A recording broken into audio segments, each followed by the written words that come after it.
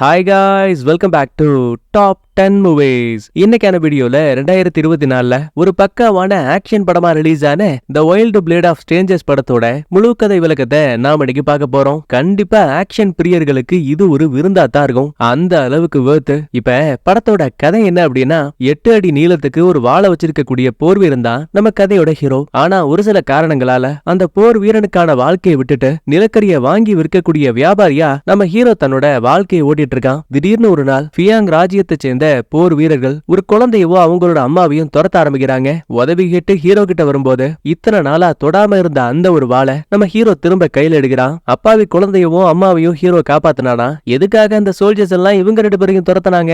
இதுக்கான பதில்கள் தான் இந்த படத்தோட மீதி கதை. என்ன கேட்டா படத்துக்கு 10க்கு 10 ரேட்டிங் கொடுப்பேன், அந்த அளவுக்கு பங்கமான ஒரு கதை. சோ ஆரம்பத்துல இருந்து கடைசி வரைக்கும் ஃபுல்லா பாருங்க. தயவு செஞ்சு வீடியோக்கு லைக் அண்ட் சப்ஸ்கிரைப் பண்ணிட்டு பக்கத்துல இருக்க அந்த பெல் பட்டனையும் ஆன்ல வச்சுக்கோங்க.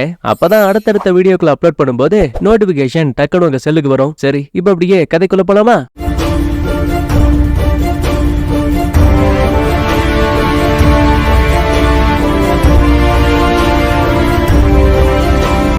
ஓப்பனிங் சீன்லயே நம்ம கதையோட ஹீரோவை காட்டுறாங்க. இவன் ஒரு நிலக்கரி சுரங்கத்துல வேலை பாக்குறான். இவன் கூடவே ஒரு பெரியவரும் இருக்காரு. கூடவே பேக்ரவுண்ட்ல ஒரு சின்ன வாய்ஸும் கேக்குது. இந்த மாதிரி நிலக்கரி சுரங்கங்கள், விவசாயம், இது எல்லாத்துல இருந்தும் கிடைக்கக்கூடிய வரவு செலவுகள்ல இருந்து 4ல 1 பங்கு ஃபியாங் ராஜ்யத்துக்கு வரியா கொடுக்கப்படணும். இது மூலமா மக்களோட வாழ்வாதாரம் பாதிக்கப்படுச்சு. இது எல்லாத்துக்குமான காரணம், சில மாதங்களுக்கு முன்னாடி ஃபியாங் ராஜ்யத்தோட முதல் பேரரசர் இறந்து போனதுக்கு அப்புறமா அவரோட ராஜ பதவி அவரோட 2 பசங்கள்ல யாருக்கு கிடைக்குங்கிற ஒரு சந்தேகம் உருவாச்சு. இதை சாதகமாக்கின மூத்த வாரிசு இறந்து போன அப்பா எனக்காக ஒரு பட்டயத்தை எழுதி வச்சுட்டு போனாரு. அவருக்கு அப்புறம் நான் தான் இந்த அரியணையில ஏறணும்னு அவர் விருப்பப்படுறாருன்னு ஒரு பொய்யான பட்டயத்தை காட்டி அந்த பையன் அரசனாயிட்டான். அது மட்டும் கிடையாது, தன்னோட தம்பி தனக்கு இணைஞ்சலா வந்துடக்கூடாதுங்கிறதுக்காக கிழக்கு அரண்மனைக்கு தன்னோட படைகளை அனுப்பி வச்சவன் அங்கிருந்த மக்கள், காவலர்கள்னு எல்லாத்தையும் சாகடிச்ச உயிருக்கு போராடக்கூடிய தன்னோட தம்பியவும் கொல்லலாமே நினைக்கும் போது அந்த பையன் உடம்பு ஃபுல்லா ரத்தத்தோட அண்ணங்கார மேல ஏறி உட்காந்துக்கிட்டு, இந்த சண்டை இன்னும் முடியல, போலி பட்டயத்தை வச்சு நீ ராஜாவானாலும் கூட என்னோட ரத்த பந்தம் இன்னும் அழியல.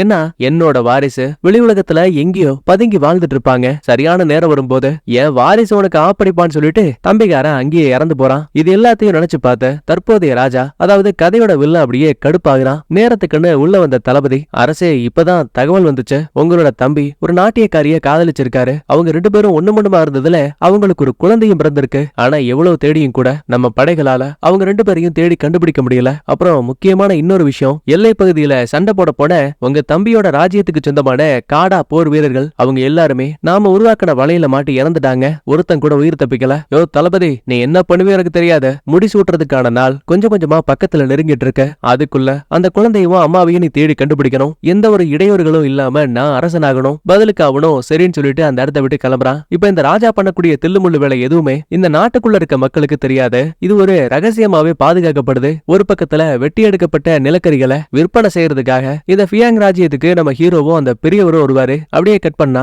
கோட்டைக்குள்ள இருக்க வேலைக்காரங்களுக்கு ரகசியங்கள் எப்படியோ லீக் ஆயிருக்கும் போல. அதுல 2 பேர் பேசிக்கிறாங்க. இந்த மாதிரி ஒரு சில கொள்ளைக்காரங்க கிழக்கு அரண்மனையை தாக்கி இருக்காங்க, அங்கிருந்த எல்லாரையும் ரொம்ப கொடூரமா கொண்டிருக்காங்க. உடனே இன்னொரு வேலைக்காரனும், அட ஏண்டா இதெல்லாம் உண்மை நம்புறியா?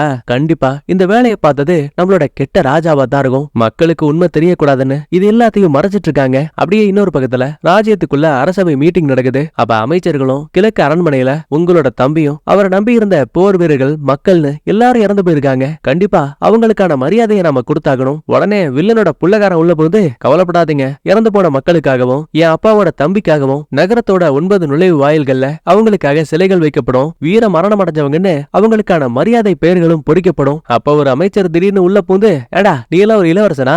ஆட்சியை பத்தியும் அரசாங்கத்தை பத்தியும் உனக்கு என்ன தெரியும்? யோ, என்ன எதிர்த்து பேசுற அளவுக்கு தைரியமா? உக்காரடை பிள்ளைகாப்பையா, ஒன்ன மட்டும் இல்ல உங்க அப்பனையும் நாக்குப்படுங்கிற மாதிரி கேப்பேன். ஏய்யா அரசே, அது எப்படி? உங்க அப்பா இறந்து போனதுக்கு அப்புறம் மட்டும் கிழக்கு அரண்மனையை சேர்ந்த எல்லாரும் இறந்து போயிருக்காங்க, முக்கியமா உங்களோட தம்பி உட்பட. மக்கள் கிட்ட உண்மையை நீங்க மறைச்சிருக்கலாம், ஆனா எங்களுக்கு தெரியும், அரியணைக்காக நீங்க தான் உங்க தம்பியை கொண்டிருக்கீங்க. வில்லன் சும்மா இருப்பானா? இவனுக்கு விஷயம் தெரிஞ்சு போச்சு, பாயாசத்தை போற்ற வேண்டியதான்னு இவனை கைதியாக்கி ஊருக்குள்ள ஊர்வலமா கொண்டு வராங்க. அது மட்டுமே கிடையாது, ஊர் மக்கள் மத்தியில அவனோட தலையை துண்டிச்சு மரண தண்டனையும் கொடுக்கறாங்க. இங்கதான் மங்களகரமா டைட்டில் போட்டு படமும் ஆரம்பிக்குது. நடந்த சம்பவங்களை ரொம்ப சோகத்தோட முக்காடு போட்ட ஒரு பொண்ணு பார்த்துட்டு அந்த இடத்த விட்டு தெரிச்சு ஓடிட்டு இருக்கா. இத ஒரு 5 பேர் கொண்ட கும்பல் பார்த்துட்டு இப்ப அந்த புள்ளைய ஃபாலோ பண்ண ஆரம்பிக்கிறாங்க. ஆனா இந்த வெள்ளக்கார கேங் யாருங்கிறது தான் நமக்கு தெரியல. உண்மையை சொல்ல போனா இவங்க மட்டும் கிடையாது, இந்த ராஜ்யத்தோட அரண்மனை காவலர்கள் கூட இப்ப அதே பொண்ணோட போட்டோவை கையில வச்சுட்டு அவளை தேடி வந்துட்டு இருப்பானுங்க. நேரம் போக நைட் ஆகுது. நம்ம ஹீரோவும் திரும்ப அப்படியே பெரியவர்கிட்ட வரும்போது அவரு ஹீரோ கிட்ட இந்த மாதிரி நம்ம எல்லை பகுதிக்கு போகணும்னு நினைக்கிறேன். ஏன் என்னாச்சு? அட உங்ககிட்ட சொல்லிருக்கேன்லப்பா, என் மகன் ஒரு போர் வீரன், பாடா ராணுவத்தோட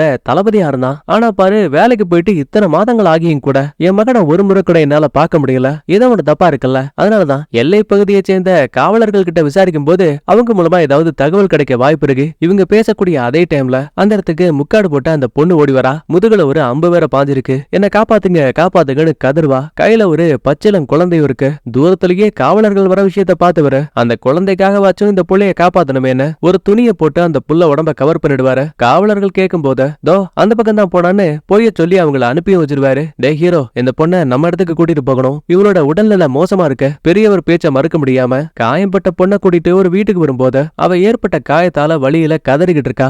பாரு, இது வலிக்கும், கொஞ்சம் வலிய பொறுத்துக்கோன்னு படார்னு குத்தி இருந்த அம்ப புடுங்கிட்டு பழுக்க காய்ச்சிருந்த ஒரு கத்தி எடுத்து அந்த புள்ளியோட காயத்துல வச்சு அழுத்துவான். தற்போதைக்கு ரத்தப்போக்கு கண்ட்ரோல் ஆயிருக்கு. அதே டைம்ல இந்த குழந்தை இருக்கா இல்லையா, அவன் வேற பேடு கத்தி அழ ஆரம்பிக்கிறான். இந்த சவுண்டு வெளியில இருக்க எதிரிகளுக்கு கேட்டதும் போதும் நாலா தசைகள் இருந்தும் கூர்மையான அம்புகள் அப்படியே பறக்க ஆரம்பிக்குது. நல்ல வேலை, ஒரு மரக்கட்ட பலகையை வச்சு அந்த அம்புகளை தடுத்த அப்பாவி பொண்ணை நம்ம ஹீரோ காப்பாத்துறான். இவளை இனிமே ஷார்ட்டா இன்னசென்ட் அப்படின்னு மைண்ட்ல வச்சுப்போம். எரிஞ்சுக்கிட்டு இருக்க நெருப்ப காலை வச்சு மொத்தமா கவுத்து விட்டுட்டு அந்த இடத்த ஃபுல்லாவே இருட்டாக்கிட்டான். பெரிய வாளுகளோட வெளியில இருந்து காவலர்கள் உள்ள வருவானுங்க. இன்னசென்ட்டையும் குழந்தையும் பாதுகாப்பா ஒளிய வச்சுட்ட தான் இடுப்புல இருந்த ஒரு பேக் அப்படியே வெளியில எடுக்கிறான். ஆக்சுவலி அந்த பேக் ஃபுல்லாவே இந்த நிலக்கரியோட தூள் இருக்கு இல்லையா, அதை கொட்டி வச்சிருப்பான் போல. அங்க கவுத்து விட்ட நெருப்பு மேல இந்த பேக போட்டதுமே ஏதோ கம்பி மத்தாப்பு மாதிரி நெருப்பு பொரிய ஆரம்பிக்குத. சாட்ட கயிறு மாதிரி அந்த பேகை எதிரிகள் மேல வீசி கண்ணா பின்னான்னு அவங்களை அடிச்சு பறக்க விட்டுட்டு இருக்கான். ஒரு கட்டத்துல மறைச்சு வச்சிருந்த வாள் எடுத்த எதிரிகளுக்கு எதிராக வீசும் போது 3 பேரோட வாள்களும் டக டகன்னு ஆடுது.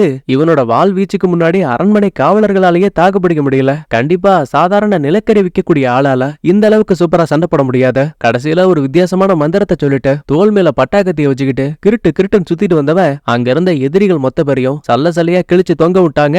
இப்ப நடந்த எல்லா சம்பவங்களையும் அங்க இருந்த ஒரு ஒயிட் பொண்ணு பாத்துட்டே தான் இருக்கா. இவள நம்ம ஷார்ட்டா கேடி பொண்ணு அப்படின்னு மைண்ட்ல வச்சுப்போம். இன்னொரு பக்கத்துல தளபதி நேரா வில்லங்கிட்ட வந்திருக்கான். அரசே, நம்ம காவலர்களை அடையாளம் தெரியாத ஒரு ஆளு தாக்கிருக்கான். உயிருக்கு போராடிக்கிட்டு இருந்த ஒரு காவலாளி மூலமா நம்ம ஆளுங்களை தாக்குறதுக்கு முன்னாடி அந்த எதிரி ஒரு வித்தியாசமான மந்திரத்தை சொல்லிட்டு அதுக்கப்புறம் தான் தாக்கிருக்கான். இந்த மாதிரி தாக்குதல பண்ணக்கூடிய ஒரே ஆளு உங்க தம்பி அரண்மனையை சேர்ந்த பாடா போர் வீரர்கள். ஆனா அவங்க எல்லாரும் அரசர் இறந்து போயிட்டாருங்கிற காரணத்தால போர்க்களத்திலேயே தற்கொலை பண்ணி இறந்து போயிட்டாங்க. ஒருத்தன் கூட மிஞ்சல. அப்படியா? எல்லாருமே இறந்து போயிட்டாங்கன்னு உனக்கு தெரியுமா? அரசே, அப்படின்னா ஒருத்தன் மட்டும் தப்பிச்சுட்டான்னு நினைக்கிறேன். வெறும் காரணங்களை மட்டுமே சொல்லி என்னோட நேரத்தை வீணாக்காத.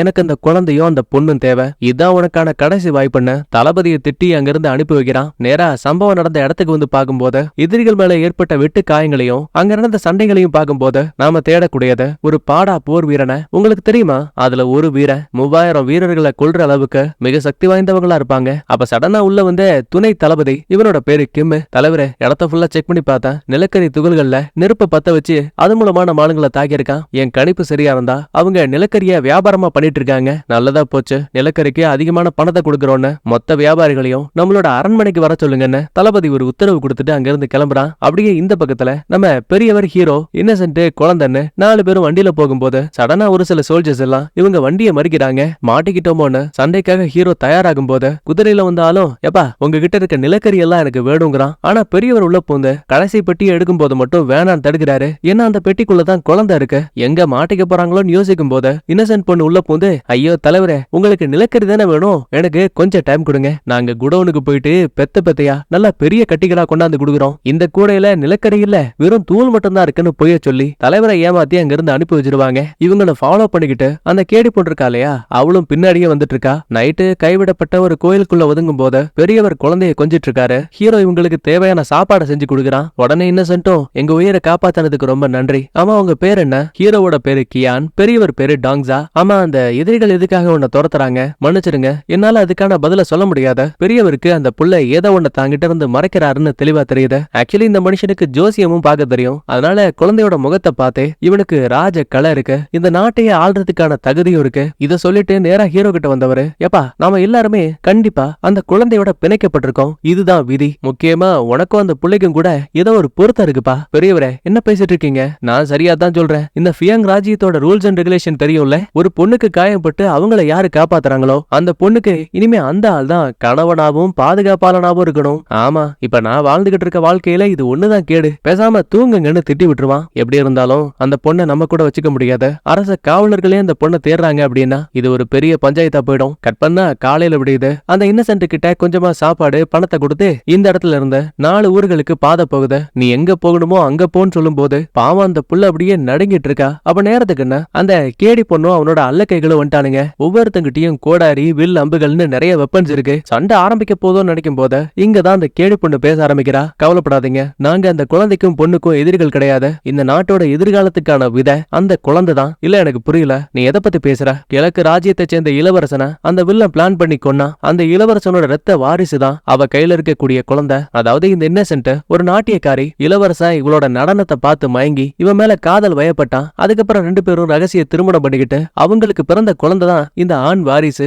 போலியான பட்டயத்தை வச்சு வில்லன் அரசனாக பாக்குறான். அது எல்லாத்தையும் தடுத்து உண்மையை நிரூபிக்கணும் அப்படின்னா இந்த ரத்த வாரிசு குழந்தை நமக்கு தேவை. என் மேல சந்தேகம் இருந்தா அந்த குழந்தையோட இடது கால பாருங்க, நீல நேர மச்சா இருக்கும். செக் பண்ணி பார்த்தா உண்மையாவே மச்சா இருக்கு. ஒரு நிமிஷம் யோசிச்ச ஹீரோவும் சரி அப்படின்னா குழந்தையவும் அந்த அம்மாவையும் கூட்டிட்டு போங்க. கேடி பொண்ணு உள்ள போந்து இல்ல எங்களால தனியா இங்க இருந்து போக முடியாத, ஏற்கனவே ஒரு மாகாணத்தை விட்டு பாதுகாப்பா தப்பிச்சு வந்தது நீ மட்டும்தான். அப்புறம் அரண்மனை காவலர்களுக்கு எதிரா நீ போட்ட சண்டையை பத்தி ஊர் முழுக்க பேஜ் இருக்கு. எனக்கு என்னமோ நீ சாதாரண ஆளா தெரியல. இந்த பாருங்க, நான் வெறும் நிலக்கரி விக்கிற ஆளு, என்ன நீங்க தப்பா கணக்கு போடுறீங்க. இந்த பாரு, எனக்கு அதை பத்தி எதுவும் தேவையில்லை. எங்களை பாதுகாப்பா 4 மாகாணங்களை கடந்த எல்லை பகுதிக்கு வெளியில கொண்டு போய் விட்டுரு. அது வரைக்கும் நீ எனக்கு ஹெல்ப் பண்ணா மட்டும் போதும். குழந்தைய ஒரு நிமிஷம் யோசிச்சு பார்த்துட்டு வேற வழி இல்லாம ஹீரோவும் இந்த டீலுக்கு ஓகே சொல்லுவான். அப்படியே இந்த பக்கத்துல தளபதிக்கு மட்டும் சம்பந்தமே இல்லாம ஒரு நிலக்கரி விற்கக்கூடிய வண்டி அடுத்த மாகாணத்துல இருக்குங்கிற விஷயம் தெரிய வருது. உடனே அமைதியை யோசிச்சு பார்க்கும்போது அங்கிருந்து அடுத்த 3 நகரங்களை கடந்தா எல்லை பகுதிக்கு போயிடலாம். ஒருவேளை நாம தேடக்கூடிய குழந்தைய பாதுகாக்கிறதுக்கு நகரத்தை விட்டு வெளியில கொண்டு போக பாக்குறாங்க போலன்னு ஹீரோ போட்டு வச்ச பிளான ஒரு நொடியில இந்த தளபதி கண்டுபிடிச்சிட்டாங்க. உடனே கிம் உள்ள பூந்து, தளபதி நீங்க அனுமதி கொடுத்தா நாங்க உடனே அவங்க மேல தாக்குதல் நடத்துவோம். இல்லையே முட்டா பீஸ், இப்ப அவங்க இருக்கக்கூடியது தியான்ஷில மறந்துட்டியா? அரசரோட முடிசூட்டு விழாவுக்காக நிறைய விருந்தினர்கள் அங்க இருக்கக்கூடிய விடுதிகள்ல தான் தங்கி இருக்காங்க. நீ மட்டும் தாக்குதல் பண்ண அது பெரிய பிரச்சனை ஆயிடும். அதனால அடுத்த மாகாணத்துல பாத்துக்கலான்னு தாக்குதல இந்த பைய தடுத்து வைக்கிறான். கட் பண்ண இதே டைம்ல ஹீரோவோட டீம் இப்ப அடுத்த மாகாணத்துக்கு வந்துட்டாங்க. ஒரு ஹோட்டலுக்குள்ள போறப்பதான் ஹீரோ எதிர்ச்சியா ஆப்போசிட்ல இருக்க ஹோட்டலுக்குள்ள இந்த தளபதி போற விஷயத்த கவனிக்கிறான். இதுக்கிடையில இந்த பெரியவர் வீட்டுக்குள்ள உட்காந்து புல்லாங்குழல வாசிட்டு இருப்பாரு. ஆமா, இது ஒரு சோக பாடலாச்சே, இதை எதுக்காக வாசிக்கிறீங்கன்னு இன்னசென்ட் கேப்பா. அது ஒண்ணும் இல்லமா, என் பையனுக்கு இந்த மாதிரி புல்லாங்குழல்லாம் ரொம்ப பிடிக்கும். அவன் பாடா போர் வீரர்கள்ல ஒருத்தன். கடைசியா ஒரு மிகப்பெரிய படைக்கே தளபதியா இருக்கான்னு கேள்விப்பட்டேன். ஆனா இப்ப வரைக்கும் அவன் திரும்ப வரல. நேரத்துக்குன்னு உள்ள வந்த ஹீரோவும் தேவையில்லாத எதையும் பேசாதீங்க, அப்புறம் உன் கால்ல இருக்க ஷூவை கழட்டி போறட்ட இதை மாட்டிக்கோ, ஏன்னா நீண்ட பயணத்துக்கு இதுதான் உனக்கு செட் ஆகும். அப்ப கேடி பொண்ணு உள்ள போந்து, இங்க பாரு பக்கத்து ஹோட்டல்ல அந்த வில்லனோட அரச காவலர்கள் இருக்காங்கன்னு நினைக்கிறேன். நான் அந்த தளபதியை பார்த்தேன். ஆமா ஆமா நானும் தான் பார்த்தேன். இங்க இருந்து நம்மளால பகல் நேரத்துல தப்பிக்க முடியாது, அதனால இரவு வரைக்கும் காத்திருக்கணும்னு பேசிக்கிட்டே இந்த பைபிள்ல வைக்கோல்களை ஒன்னா சேர்த்து கட்டிட்டு இருக்கான். ஆனா ஏன் எதுக்குன்னு தெரியல. அதே டைம்ல கிம் தளபதியை பார்த்த, தலைவரே இதுதான் சரியான நேரம். அவங்க ஹோட்டலை சுத்தி ஃபுல்லாவே பிச்சைக்காரங்க மட்டும் தான் இருக்கானுங்க. ஆனா ஒரே ஒரு பகுதி மட்டும் ரொம்ப ஃப்ரீயா இருக்கு. சிரிச்சுக்கிட்டே தளபதியும், ஒருவேளை அந்த ஹீரோ நம்ம தாக்கணும்னு எதிர்பார்த்து காத்திருக்கானோ என்னமோ, அவனுக்கு ஏத்த மாதிரி நாம முடிவெடுக்க கூடாத, வெயிட் பண்ண பொறுத்திருந்து தாக்கலான்னு தளபதி பேசிட்டு இருக்கும் போதே, ஐயா நிலக்கரி வேணுமா நிலக்கரின்னு வெளியில இருந்து யாரோ கத்துறானுங்க. என்னடான்னு பார்த்தா அது ஹீரோ. பாவப்பட்ட ஒரு அம்மாவையும் குழந்தையும் நான் காப்பாத்தினேன், அதுவும் அரச காவலர்கள் கிட்ட இருந்த. ரொம்ப நல்லாவே தெரியும், அதனாலதான் உன்னை எச்சரிக்கிறேன், அந்த குழந்தையவும் பொண்ணையும் விட்டுட்டு இங்க இருந்து ஓடி போயிட. ஐயோ முடியாதே. டேய் நடிக்காத, நீ ஒரு பாடா போர் வீரங்கிறது எனக்கு நல்லாவே தெரியும். அப்பயும் ஹீரோ 2க்கு 3 வம்பா பேசும்போது கிம்மு கடுப்பாயிட்டு மண்டையிலேயே குத்திடுவான். அவ்வளவுதாங்க, சுத்தி இருக்க மக்கள் எல்லாம் திபு திபுன்னு ஒண்ணு கூட்டிட்டானுங்க. யோ இவர் என்னையா தப்பு பண்ணாரு, எதுக்கே அடிச்சுன்னு கேள்வி கேட்பானுங்க. ஆக்சுவலா வில்ல குழந்தையவும் அந்த இன்னசென்ட்டையும் ரகசியமா தானே கொண்டு வர சொல்லிருப்பான். இப்ப மொத்த பேரும் கூடுற விஷயத்த பார்த்து இவங்களுக்கே பயம் வருது. அப்ப உள்ள வந்த தளபதியும் நடந்த எல்லாத்துக்கும் நான் மன்னிப்பு கேட்கிறேன், அப்புறம் உங்ககிட்ட இருக்க நிலக்கரி அது எல்லாத்தையும் நானே வாங்கிக்கிறேன். அச்சச்சோ, இது பணத்துக்கானது கிடையாது, இதை நான் உங்களுக்கு இலவசமாவே கொடுக்குறேன். அப்புறம் உன்னால முடிஞ்சா இன்னைக்கு நைட் வந்து என்ன அட்டாக் பண்ணி பாருன்னு ரொம்ப கெத்தா பேசிட்டு ஹீரோ அங்க இருந்து போறான். நேரா பெரியவர்கிட்ட வந்தவன் நான் சிக்னல் கொடுத்ததுமே மத்தாளுங்க கூட இன்னசென்ட்டையும் குழந்தையும் கூட்டிட்டு எஸ்கேப் ஆடுங்கன்னு சொல்லுவான். ஒரு பக்கம் இந்த தளபதி ஹீரோ பேசின பேச்சால கடுப்பானவன் தான் சோல்ஜர்ஸ சண்டைக்குள்ள இறக்குறான். அப்ப வீட்டுக்குள்ளேயே நிறைய நெருப்புகளை உருவாக்கி வச்சிருந்த ஹீரோ இவன் ஒரு சீன்ல காட்டின அந்த வைக்கோல்கள் இருக்குல்ல, அது எல்லாத்தையும் அந்த நெருப்பு மேல போடும்போது ஒட்டுமொத்த ஹோட்டல் ஃபுல்லாவும் திபு திபுன்னு புகையா போயிட்டு இருக்கு. மொத்த பேரும் இதை பார்த்தா என்ன நினைப்பானுங்க, ஆஹா ஹோட்டல் தீ பிடிச்சிருச்சு, எல்லாம் ஓடுங்க ஓடுங்கன்னு கத்துவானுங்க. இதை தனக்கு சாதகமாக்கின பெரிய ஒரு இன்னசென்ட்டும் குழந்தைய தூக்கிட்டு கூட்டத்தோட கூட்டமா எஸ்கேப் ஆயிட்டானுங்க. உள்ள வந்த சோல்ஜர்ஸால பக்கத்துல என்ன இருக்குங்கிறத தெளிவா பார்க்க முடியல. ஆனா ஹீரோவுக்கு இதுதான் ரொம்ப சாதகமா இருக்கு. உருட்டுக்கட்டைய கையில வச்சுக்கிட்டு பதுங்கி பதுங்கி ஒவ்வொருத்தரையும் போட்டு தள்ளிட்டு இருக்கான். இவனுக்கு உதவியா நம்ம கேடி பொண்ணுமே எதிரிகளை போட்டு தள்ளிட்டு இருக்கா. ஒரு வழியா எல்லாரோட கதையவும் முடிச்சாச்சு. இந்த பக்கத்துல தளபதிக்கு என்ன இது உள்ள போன ஆளுங்க திரும்ப வரவே இல்ல, ஏதோ ஒண்ணு தப்பா இருக்குன்னு நடந்த விஷயங்களை யோசிச்சு பார்க்கும்போது கூட்டத்தோட கூட்டமா மக்கள் ஓடும் போது அவங்க கூடவே இந்த பெரியவரும் இன்னசென்ட்டும் தப்பிச்சிட்டாங்கிற விஷயம் இப்பதான் இந்த பயலுக்கு புரிய வருது. உடனே அவங்கள தேடி வீதிகள்ல ஓட ஆரம்பிக்கிறான். அதே டைம்ல ஹீரோ பாருங்களேன் ஒரு மரக்கட்டை அப்படியே கைப்பிடி மாதிரி உருவாக்கிட்டு இருக்கான். அவன் என்ன இது நீ இவ்வளவு கேஷுவலா உட்கார்ந்துட்டு இருக்கன்னு கேட்டா அவன் உடஞ்சு போன ஒரு கண்ணாடியில இவன் செஞ்ச கைப்பிடி அப்படியே ஒட்டி வைக்கிறான். நீ சண்டை போடும் போது இந்த கண்ணாடி உன்னோட இடுப்புல இருந்து கீழே விழுந்துருச்சு, படக்குன்னு புடுங்கி அதை எடுத்து மறைச்சு வச்சுப்பா. அப்ப உள்ள வந்த கேடி பொண்ணோட அல்லக்கை பெரியவரும் இன்னசென்ட்டும் குழந்தைய தூக்கிட்டு தப்பிச்சிட்டாங்கன்னு சொல்லுவான். அட பாவி ஏன்டா அப்படிலாம் பண்ண, இப்ப அந்த குழந்தை எங்க?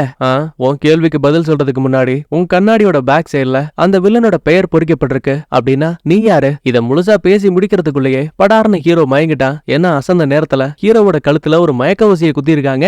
இதே டைம்ல பெரியவரும் இன்னசென்ட்டும் வீதிகள்ல அங்க எங்கன்னு குழந்தைய தூக்கிட்டு ஓடும் போது நல்லா பீமா மாதிரி ஒரு வேட்டக்கார பைய வந்து நிப்பான். கையில அம்மாம்பெரிய பட்டாக்கத்தி வேற. உயிருக்கு பயந்த இன்னசென்ட்டும் பெரியவரும் ஆப்போசிட்ல ஓடும் போது இவங்களுக்கு ஹெல்ப் பண்றதுக்காக கேடி பொண்ணோட அடியாளுங்க உள்ள வருவானுங்க. ஒருத்தன் கதையை முடிச்சிட்டு ரெண்டாவது ஆள்கிட்ட தான் முதுகுல இருந்த ஒரு குட்டிச்சாத்தான வீசுவான். கையில கத்தியோட தாவி வந்தவன் படார் படார்னு கை கழுத்துன்னு எல்லா இடத்துலயும் குத்தி கிளிகிறாங்க. வேலையை முடிச்சதுக்கு அப்புறம் திரும்ப தூக்கி போட்ட கையை இழுத்தா குரங்கு மாதிரி முதுகுல வந்து தொத்திப்பான். கண்டிப்பா இங்க வந்திருக்கக்கூடிய அரச காவலர்கள் குழந்தையவும் இன்னசென்ட்டையும் கண்டுபிடிக்க கூடாதுங்கிறதுக்காக ரெண்டு வீதி தள்ளி பெரியவர் தனியா வெளியில வந்துட்ட தான் மகனை நினைச்சு ரொம்ப சோகமான ஒரு பாட்டை பாடுவாரு. இத பார்த்து அங்க வந்த தளபதி இந்த ஆள போட்டு அடி அடி நடிக்கிறான். குழந்தை எங்கன்னு விசாரிக்கிறான், வாயவே திறக்க மாட்டேங்கிறான். திரும்ப திரும்ப என் பையன் பாடா சோல்ஜர்ஸ்க்கு ஒரு மிகப்பெரிய தளபதி, என்ன நீ சாகடிச்சதுக்கு அப்புறம் கண்டிப்பா ஒரு நாள் ஒன்னு அவன் தேடி வருவான், உன்னோட கதையை முடிப்பான். சடனா தளபதிக்கு இங்கதான் ஒரு நிமிஷம் உன்னோட பையனை பார்த்திருக்கேன்னு நினைக்கிறேன் இப்படி சொல்லிட்டு பெரியவர் அங்க இருந்து தூக்கிட்டு போயிட்டான். இன்னொரு பக்கத்துல நம்ம இன்னசென்ட் இருக்கால அவளை நம்ம கேடி பொண்ணு ஒரு வழியா கண்டுபிடிச்சிட்டா. போறதுக்கு முன்னாடி பெரியவர் அடுத்த மாகாணத்துல தியான்னு சொல்லப்படக்கூடிய கடைக்கு போங்க, அவரு உங்களுக்கு ஹெல்ப் பண்ணுவாருன்னு சொல்லிருப்பாரு போல. சோ இவங்க மட்டும் அங்க கிளம்புறாங்க. இதே டைம்ல மயங்கி விழுந்த ஹீரோ இப்பதான் கண்ணு முடிக்கிறான். நேரா பெரியவரையும் இன்னசென்ட்டையும் தேடி வரும்போது தர ஃபுல்லா ரத்த கரைகளா இருக்கு. அதை ஃபாலோ பண்ணிக்கிட்டு ஒரு பெரிய வீட்டுக்கு வரும்போது அங்கதான் ரத்த காயங்களோட பெரியவர் இருக்காரு. தளபதியும் அவரோட காவலாளிகளும் இருக்காங்க. என்னப்பா பாடா போர் வீரா, நீ யாருங்கிற உண்மைய உனக்கு அடைக்கலம் கொடுத்த இந்த பெரியவருக்கு கூட நீ சொல்லலையா? பரவாயில்ல நானே சொல்றேன். கிழக்கு அரண்மனையை கட்டுப்பாட்டுக்குள்ள வச்சிருந்த வில்லனோட தம்பி இறந்து போனதுக்கு அப்புறமா காடா போர் வீரர்கள் பலரால கொல்லப்பட்டாங்க. மீதி பேரு தற்கொலை பண்ணி இறந்து போயிட்டாங்க. அதுல ஒருத்தரான தோ இந்த பெரியவரோட பையனை காடா வீரர்களுக்கே பயிற்சி அளிக்கக்கூடிய ஒரு டீச்சரான உன்னோட கையால அவ இறந்து போன விஷயத்த நானே என் கண்ணால பார்த்தேன். சொல்லு இது உண்மைதானே? பதிலுக்கு ஹீரோவும் என்ன மன்னிச்சிருங்க, உங்க பையனை சாகடிக்கணுங்கிறது என்னோட நோக்கம் கிடையாது. கிழக்கு ராஜ்யத்துக்காக உங்க பையன் தன்னோட உயிரை விட நினைச்சான். ஆனா இருந்தாலுமே அரகுற காயத்தால அவன் இன்னும் முழுசா சாகல. தயவு செஞ்சு என்ன கொன்றுங்கன்னு வலி வேதனைகளால கத்துனான் கதர்னா. அந்த ஒரே காரணத்தால மட்டும்தான் நான் அவனை கொல்ல வேண்டிய நிலைமை வந்துச்சு. அதுக்கு நன்றி கடன் தீக்கிற விதமா தான் நான் உங்களை தேடி வந்தேன். ஒரு வேலைக்காரனா உங்க கூடயே இருந்தேன். இப்பவும் நான் சொல்றதுல நம்பிக்கை இல்லாம என்ன கொல்லணும்னு தோணுச்சுன்னா என் உயிரை உங்களுக்கே கொடுக்குறேன். தளபதி இதான் சாக்குன்னு உன் பையனோட இறப்புக்கு நீ பழிவாங்க. எனக்கு நன்றி கடன் பண்ற விதமா அந்த குழந்தையும் பொண்ணும் எங்க இருக்காங்கிற உண்மையை சொல்லு. அழுதுகிட்டே கத்திய வாங்கின பெரியவர் வெட்டலாமேன்னு ஹீரோ கிட்ட வரும்போது தான் மரணத்தை ஏத்தபடி நம்ம ஹீரோவும் அமைதி அனுப்பான். ஆனா பெரியவர் அவ்வளவு முட்டாள் கிடையாது. ஏன்னா ஹீரோ நல்லவங்கிற விஷயம் அவருக்கு ஏற்கனவே தெரியும். சோ தளபதியை வெட்டலாமேன்னு டப்புன்னு கத்திய திருப்புவாரு. ஆனா அவன் அதே வாழ வாளை வச்சு வயித்துல இறக்கிட்டான். அவ்வளவுதாங்க. இந்த சம்பவத்தை ஹீரோ நேர்ல பார்த்தா சும்மா இருப்பானா? வாள் எடுத்துக்கிட்டு முதல்ல அந்த கிம்மு கூட சண்டைக்கு போறான். தலைவனோட வேகத்துக்கு முன்னாடி அந்த பயலால ஈடு கொடுத்து சண்டை போட முடியல. கடைசியா அவனை கொல்ல போற நேரத்துல தளபதி உள்ள வந்து காப்பாத்துவாரு. இப்ப ஹீரோவுக்கும் தளபதிக்கும் இடையில சண்டை ஆரம்பிக்குது. ரெண்டு பேருமே திறமைகள்ல சரிக்கு சமமா இருப்பாங்க. குரங்க விட மோசமா மரத்துக்கு மரமெல்லாம் தாவி சண்டை போடுவானுங்க. தளபதி வேணும்னே ஹீரோவை டைவர்ட் பண்றதுக்காக அந்த பெரியவரோட பையனை நீ கொன்னுட்ட, நீ ஒரு சதிகார, நீ ஒரு துரோகின்னு ரெண்டுக்கு முன்னா பிட்ட போடும்போது ஒரு நிமிஷம் ஹீரோவுமே டைவர்ட் ஆயிடுவான். இத தனக்கு சாதகமாக்கிட்டு ஹீரோவோட முதுகுல கத்தி இறக்கி அவனோட மண்டையில அடிச்சு ஆள் அப்படியே மயங்க வச்சுட்டான். எக்கச்சக்கமான இல்லூஷன்லாம் கண்ணு முன்னாடி வந்து போகுது. மயக்கத்தை விட்டு ஹீரோ கண்ணு முழிக்கும் போது அவனை செயின்ல கட்டி தொங்க விட்டுருக்கானுங்க. அப்ப உள்ள வந்த கிம், நாங்க எவ்வளவு தேடி பார்த்தாலும் கூட அந்த இன்னசென்ட்டையும் குழந்தையும் எங்களால கண்டுபிடிக்க முடியல. கோவத்துல தளபதி ஓங்கி ஒரு அப்பு விடுவான் பாருங்க, அவ ரெண்டு பல்லு புடுங்கிட்டு போயிடுச்சு. உதவாக்கற, நீ என்ன பண்ணுவே எனக்கு தெரியாத. உடனே அவங்க ரெண்டு பேரையும் தேடி கண்டுபிடி. தளபதி மேல இவனுக்கு பயங்கர கோவம் போல. அதை வெளிக்காட்டாம கிம் அங்க இருந்து கிளம்பிட்டான். இதே டைம்ல ஹீரோ பாருங்களேன், ஏண்டா எல்லை பகுதியில ஒரு சாதாரண சோல்ஜரா இருந்த, அதை நானே என் கண் கூட பாத்திருக்கேன். ஆனா இப்ப இவ்வளவு பெரிய C5 போர் படைக்கே நீ ஒரு தளபதியா இருக்கனா? இந்த இடத்துக்கு வரதுக்காக அந்த அரசன் கூட ஒண்ணு சேர்ந்து ஏதோ ஒரு பெரிய தில்லுமுள்ளு வேலையை பாத்திருக்க. அதான் இவ்வளவு பெரிய அதிகாரம் உனக்கு கிடைச்சிருக்கு. இன்னொரு பக்கத்துல இன்னசென்ட்டும் கேடி பண்ணும். ஹீரோ சொல்லி அனுப்பியிருப்பான்ல, அடுத்த மாகாணத்துல தியான் அப்படிங்கிற ஆளை பாருங்கன்னு. இப்ப அந்த ஆளை கண்டுபிடிச்சிட்டாங்க. ஆமா, நீங்க யாரு, எப்படி ஹீரோவுக்கு பழக்கம்னு கேட்டா, ஒரு முறை அவரு போர்க்களத்துல என் உயிரை காப்பாத்திருக்காரு, அதுக்கு நன்றி கடன் தான் இது எல்லாமே. அதுக்கப்புறம் இன்னசென்ட்டும் கேடி பொண்ணும் நைட்டு ஓய்வெடுக்கிறாங்க. அப்படியே இந்த பக்கத்துல நம்ம ஹீரோவோட நிலைமை கவலைக்கிடமா இருக்கு. வேணும்னு இந்த தளபதி கூர்மையான கத்திய வச்சு நெஞ்சில ஒரு கோடை போட்டு கை ஃபுல்லா உப்பு கட்டிகள் எடுத்து அந்த காயத்துல வச்சு அழுத்தும் போது தலைவனால தாக்கு பிடிக்க முடியல. படார்னு மயங்கிட்டான். கேடி பொண்ணு தியான பார்த்த, இந்த மாதிரி நாங்க அடுத்த மாகாணத்துக்கு போகணும், அதனால உங்க வண்டி எனக்கு கடன் கொடுக்க முடியுமான்னு கேப்பா. அதுக்கு என்ன, தாராளமா வாங்கிக்கோங்க, நானும் உங்க கூட வரேன்னு சொல்லுவாரு. அடுத்த நேரா கேடி பொண்ணு கிட்ட வந்தவ, இங்க பாரு, நான் உங்ககிட்ட உண்மையை மறைக்க விரும்பல. நான் உங்ககிட்ட ஒரு சில பொய்களை சொல்லிட்டேன். உன்னை காப்பாத்துறதுக்காக நான் இங்க வரல. அந்த வில்லனுக்கு முடிசூட்டு விழா நடக்கும் போது அங்க நானும் ஒரு காவலாளி மாதிரி போயிட்டேன். உன்னையும் குழந்தைய போலவும் ஒரு போலியை கொண்டு போய் நிறுத்தி உன் தம்பியோட பொண்டாட்டியும் புள்ளையும் இவதான்னு அவனோட கையாலேயே கொல்ல வைப்பேன். அந்த சின்ன கேப்ல நான் கடைசியில அவனோட கதையை முடிச்சிருவேன். உன்னோட கணவர், அதாவது வில்லனோட தம்பி, எல்லா ஆதாரமும் என்கிட்ட இருக்கு. மக்களும் இந்த உண்மையை புரிஞ்சுக்கிட்டு நமக்கு ஆதரவு கொடுப்பாங்க. உன்னோட மகனால மக்களுக்கு விடிவு காலமும் கிடைக்கும். உள்ளுக்குள்ள 1000 பயம் இருந்தாலும் கூட தான் இறந்து போன கணவருக்காக இன்னசென்ட்டோ சரின்னு இந்த டீலுக்கு ஓகே சொல்லுவா. அடுத்து ஹீரோவை காட்டுறாங்க. இந்த தளபதி இருக்கான் இல்லையா, நம்ம ஹீரோவோட கையில ஆணிகளை அடிச்சு இறக்கிட்டு இருக்கான். உண்மையை சொல்லு, அந்த குழந்தையும் அந்த பொண்ணு எங்கடா?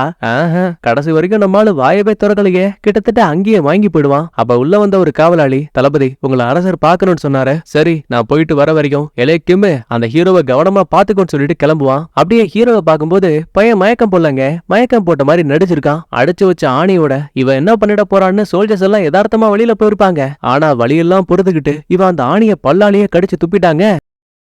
சிறைக்கு வெளியில இருந்த ஒரு காவலாளிய படார்னு இழுத்து இவகிட்ட இருந்த அந்த கூர்மையான ஆணி இருக்குல்ல, அதை வச்சு போட்டு தள்ளிட்டான். இதே மாதிரி வெளியில இருந்த ஒவ்வொரு காவலாளிகளையும் சம்பவம் பண்ணிட்டு தப்பிக்க போறோம்னு நினைக்கும் போது கரெக்டா அங்க அந்த பீமாவும் குட்டிச்சத்தானும் வந்துட்டாங்க. ஆக்சுவலி நடக்கிற சண்டை எல்லாத்தையுமே இந்த கிம்மு பாத்துட்டே தான் இருக்கான். கையில வில் அம்புகள் கூட இருக்கு. இருந்தாலும் ஹீரோவை தாக்கல. ஏன்னா தளபதிக்கு கீழே இவன் ஒரு அடிமையா இருக்கிறதுக்கு பதிலா இவன் தளபதி ஆகணும்னு பிளான் போட்டான். அதுக்கு தற்போதைக்கு ஹீரோ தப்பிச்சா மட்டும்தான் ஒரு வழி கிடைக்கும். இப்ப ஹீரோவும் பீமா கூட சண்டை போடுற அதே டைம்ல நம்ம கேடி போட்டிருக்கா இல்லையா, அவ கரெக்டா உள்ள வந்த ஹீரோவுக்கு ஹெல்ப் பண்ணி குட்டிச்சத்தானையும் பீமாவையும் போட்டு தள்ளிட்டு தியானோட மாட்டு வண்டியில நம்ம ஹீரோவை பலகை கடியில ஒளிய வச்சுட்டு அங்க இருந்து சேஃபா கூட்டிட்டு போயிடுவாங்க. ஒரு பக்கத்துல தளபதி வில்லனை பார்க்க வந்திருப்பான். அந்த ஆளு ரொம்ப சிம்பிளா, ஏண்டா உன் குடும்பம் இப்ப அரண்மனைக்குள்ள வருது அப்படின்னா அதுக்கு பிச்சை போட்ட ஆளு நான் தான். ஆனா நீ கொஞ்ச நாளா அந்த நன்றி கூட இல்லாம சொன்ன வேலையை முடிக்க முடியாம தெரிஞ்சிட்டு இருக்க. அரசே மன்னிச்சிருங்க, இது ஒரு சின்ன தப்பு, அதை நானே சரி பண்ணுவேன். அப்ப படார்னு உள்ள வந்த இந்த கிம்மு, அரசே ஒரு தப்பு நடந்து போச்ச, பிடிச்சு வச்சிருந்த ஹீரோ அங்கிருந்து தப்பிச்சு போயிட்டான். நீங்க எனக்கு அனுமதி கொடுத்தா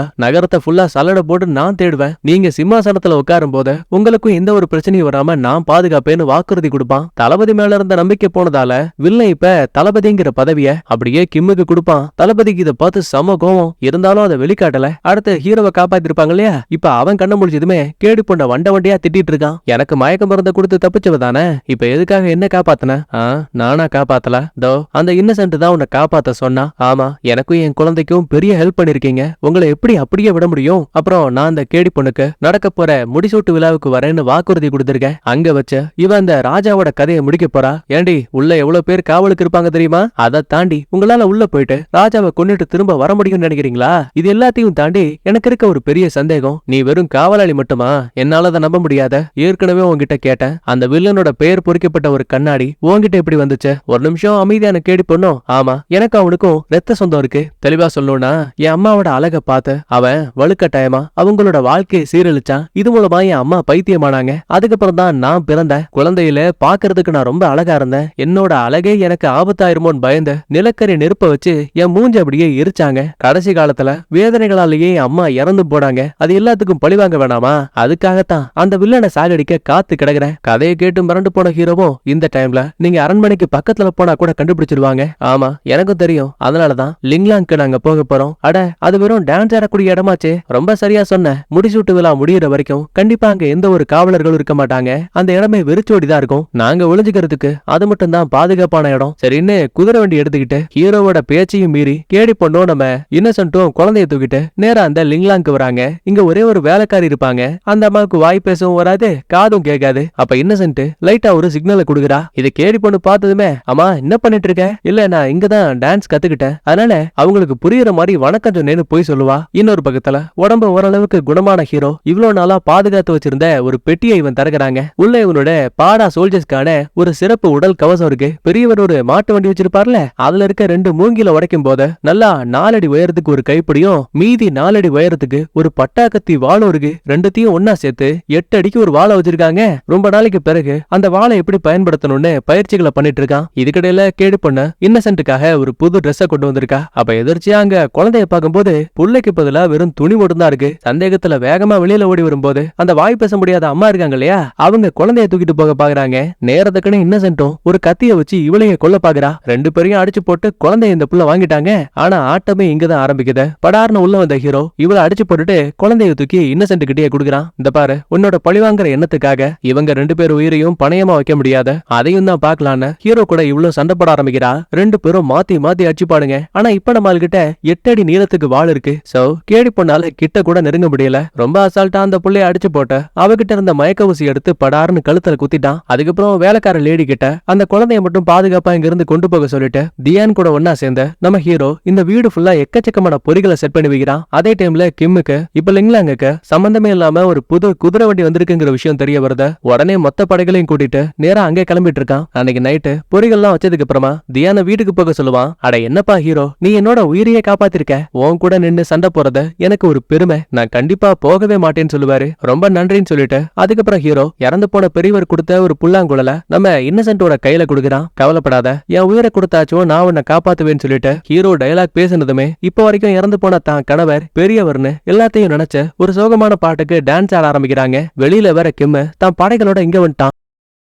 முதல்ல ஒரு 20 பேரு வீட்டுக்குள்ள வரலாமே நினைக்கும் போது தரைக்கடியில செட் பண்ணி வச்சிருந்த பொறியில மொத்த பேரும் உடஞ்சு உள்ள விழுந்துட்டானுங்க. கூர்மையான கம்பிகள் குத்தி இதுல பாதி பேரு க்ளோஸ். சரின்னு வீட்டுக்குள்ள போக பார்த்தா ஒரு இரும்பு கேட்டு கூர்மையான ஊசிகளோட நேரா பறந்து வந்து மூஞ்சிலே அடிக்குது. சரி என்னடா இதுன்னு அதை உடைச்சு போட்டுட்டு வில் அம்புகளை கரெக்டா நம்ம இன்னசென்ட்ட பார்த்து வீசும் போது வாளோட உள்ள வந்த ஹீரோ அந்த அம்புகளை தடுத்த சண்டைக்காக நிப்பான். ஆனா எல்லா இடங்களையும் நம்மால பொறிகளை வச்சிருப்பான். மறைச்சு வச்சிருந்த ஒரு கயிறை பிடிச்சு இழுக்கும் போது எதிரிகள் மேல எண்ணெய் ஊத்தி எந்திரிக்க முடியாம தவழ்ந்துட்டு இருக்கானுங்க. அவங்க கதையை முடிக்கும் போதே அடுத்த டீம் உள்ள விட்டானுங்க. நல்ல பதமான நரம்புகளை 4 தசைகளையும் கனெக்ட் பண்ணிருப்பான். பொறி ஆக்டிவேட் ஆனதுமே எதிரிகள் உடம்ப கண்ணாபிரான்னு வெட்டி கிழிக்குது. அப்ப ஒரு சில பேரு அம்புகளை கரெக்டா இன்னசென்ட் பக்கமா வீசும் போது நேரத்துக்குன்னு உள்ள வந்த கேடி பொண்ணு அவன் உயிரை காப்பாத்துறா. ஆரம்பத்துல இவ எடுத்த முடிவு தப்புங்கிற விஷயமே இப்பதான் இவளுக்கு புரிய வந்திருக்கு. ஏன்னா ஒரு குழந்தையோட உயிரை பணயமா வச்சு இன்னொரு உயிரை எடுக்க முடியாது. பாவம் இதுல தியான் இருக்கார்ல, அவர் உடம்புல வேற 2 குண்டு பட்டுருச்சு. கடைசியா செட் பண்ணி வச்ச பொரியல எதிரிகள் வந்து மாட்டிட்டாங்க. அவங்க உடம்பு ஃபுல்லாவே நிலக்கரி தூளா குட்டி கிடக்கு.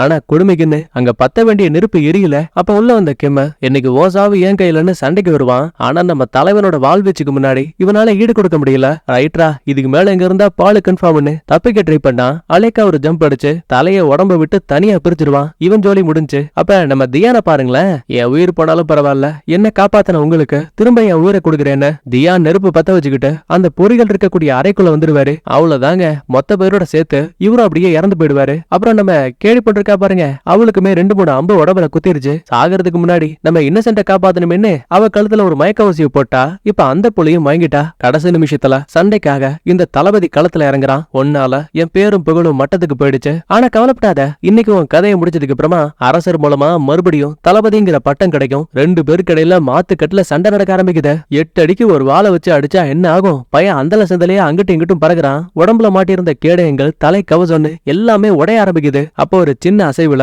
ஹீரோவோட தொடை, தோள்பட்டை, கடைசியில கழுத்துல குத்தி சாகடிக்கிற மாதிரி தளபதிக்கு நடக்க போற விஷயங்கள் லைட்டா கண்ணுக்கு முன்னாடி தெரியும். உடனே அதே மாதிரியே அசந்த நேரத்துல ஹீரோவோட கால், தோள்பட்டைன்னு எல்லா இடத்துலயும் விட்டுனவன் லாஸ்டா கழுத்துல குத்தி கொல்ல போற நேரத்துல நம்மாளு பட்டா கத்திய வச்சு அவன் தாக்குதல தடுத்துட்டான். மறைச்சு வச்ச கத்தி எடுத்த படார்னு தளபதி கழுத்துல ஒரு ஏத்து, கடைசியா வாளை தூக்கி ஷோல்டர்ல வச்சுட்ட சங்கு சக்கர மாதிரி கிருட்டு கிருட்டுன்னு சுத்திட்டு வந்தவன் ஓங்கி ஒரே விட்டு தளபதியோட கதை முடிஞ்சு. இதோட முடியல, அரண்மனை காவலர்களை மொத்தமா அட்டாக் பண்ணிட்ட. கடைசியில ராஜாவோட கழுத்தையுமே நம்ம ஹீரோ அறுத்து விட்டான். கவலைப்படாத, நீ பண்ண தப்புகளுக்காக ஒரு நல்ல அரசன் இந்த அரியணையில ஏறுவான். ஏற்கனவே எல்லாத்துக்குமான ஆதாரங்களை அரண்மனை வாசல்ல வச்சிருக்கேன். இதுக்கப்புறம் அமைச்சர்களும் உன்னோட பையன், அதாவது இளவரசன், அவங்களுமே ஒரு நல்ல ஆட்சி அமைப்பாங்க. இத பேசிட்டு நீ வெளியில வான்னு சொல்லுவான். அப்ப கரெக்டா இந்த வில்லனோட குட்டி பையன் இருக்கான் இல்லையா, அவன் நடுங்கிக்கிட்டே வருவான். இங்க இருக்க யாரும் உன் மேல நம்பிக்கை வைக்காம இருக்கலாம், ஆனா நான் நம்புறேன், உன்னால மட்டும்தான் ஒரு நல்ல ஆட்சியை இந்த நகரத்துக்கு கொடுக்க முடியும். அப்பா ஒரு பக்கத்துல இறந்து போனாருங்கிற சோகம் இருந்தாலும் கூட இவன் சதி மூலமா தான் தன்னோட சித்தப்பனை கொண்டிருக்காங்கிற விஷயம் தெரிஞ்சதால